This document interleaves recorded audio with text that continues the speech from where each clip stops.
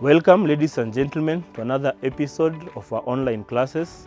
In this episode, we are going to talk about seed propagation, and we're going to talk about it in the context of hydroponics farming. Where we are right now is a basic propagation unit. And a basic propagation unit should have, one, a fertigation system. This is a means by which the seedlings will be watered and fed. Secondly, it should have tables. And in our case, we have metallic tables. They can also be made of wood. The reason why we have tables is, one, to ensure that there is enough space between the growing seedlings and the soil. We want to minimize as much as possible any contact between the soil and the seedlings. One, because the soil is the host for many pathogens, and secondly, because we don't want our roots, the roots of the seedling, to come into contact with the soil. Thirdly, a propagation unit must also have seedling growing trays. Seedling growing trays, and you can have two types. You can have either these made of plastic or these ones here which are made from styrofoam. So underneath or beneath the tray there are normally small holes, and these holes are supposed to allow a drainage of excess water and nutrient solutions. And so if the trays are on the ground, then through these holes, the roots from the seedlings can get into contact with the soil. And that is why the trays are kept on a raised platform or a bench, so that we avoid as much as possible any contact with the soil. The media we use in this propagation unit is coco peat. Coco peat are made from coconut husks. And lastly, the propagation unit must be or should be inside a greenhouse. Currently in this propagation unit, we have seedlings of tomatoes. These ones are ready for transplant. We also have capsicum seedlings also ready to be transplanted. On my right, we have parsley also ready for transplant. Parsley can easily be confused sometimes with celery or coriander, but in this case these are parsley. And then at the far end on my back, those are chives. So it is very important to maintain very high hygiene standards in a seedling propagation unit. Before getting in, you must sanitize your feet at the footbath area, and once you are inside here, you are not supposed to directly touch the seedlings unless again you sanitize your hands. My colleague Michael, who is also our agronomist, will take us through the day-to-day activities in the seedling propagation unit, from media treatment, sowing, up to the time the seedling is ready for transplanting.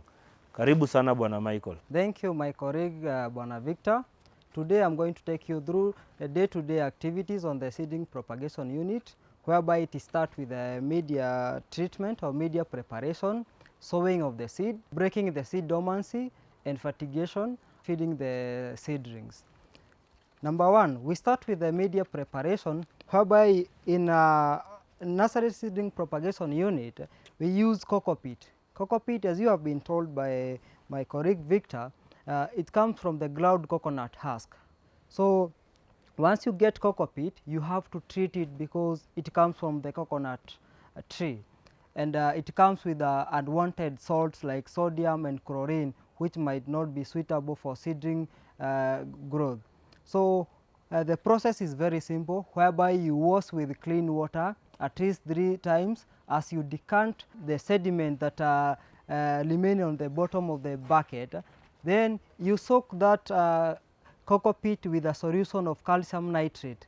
Calcium nitrate helps to eliminate the unwanted salt, and those are likes of sodium and chlorine, which are normally in high levels.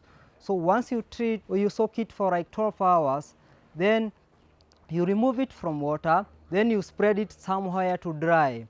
Once it's dry, like this one that is on the tray, now it's able, you can use it, it's ready for using on the planting trays. So you get your coco peat, you fill on each and every groove of the tray, then you drill using your finger a small hole on the groove of the tray.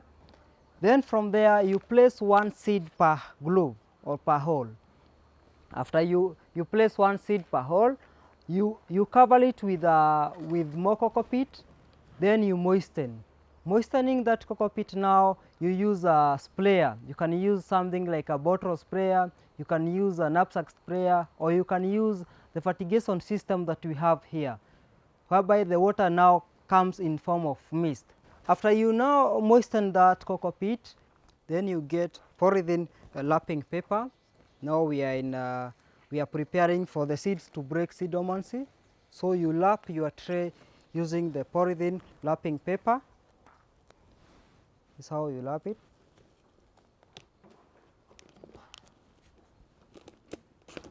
You make sure that the tray is fully covered, that there is no moisture on air can get in, so that you maximize on the temperature inside the tray. After covering your tray with the polythene wrapping paper, you put it in a warm temperature, whereby you leave it for 2 days. After the 2 days, the seed will have broken the seed dormancy. Then you remove the wrapping paper. So you spread the trays on the growing bed. Then you start watering until the seedling develop at least 2 true leaves. That's when now you introduce the hydroponic solution, the hydroponic nutrient, whereby you dilute them in water.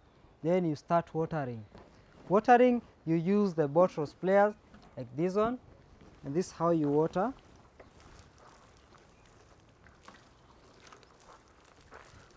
You do it for the next 2 to 3 weeks, then the seedling will be ready for transplanting. When the seedling is ready for transplanting, you get the seedling with the whole root system, and that is the main advantage of the hydroponic seedling propagation, whereby it will come with a whole root system. So when you are transplanting, you reduce the transplant shock that occurs when you are doing the normal or the conventional method of growing seedlings, unlike to this one, whereby you transplant the seedling with the whole root system. So you have not damaged the roots, and actually when you transplant, the seedling tend to grow very fast because you have given it enough room for root establishment.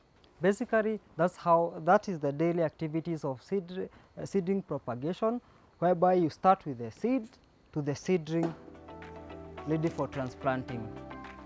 Now I take it back to my colleague Victor on the next stage of the transplanting. Thank you.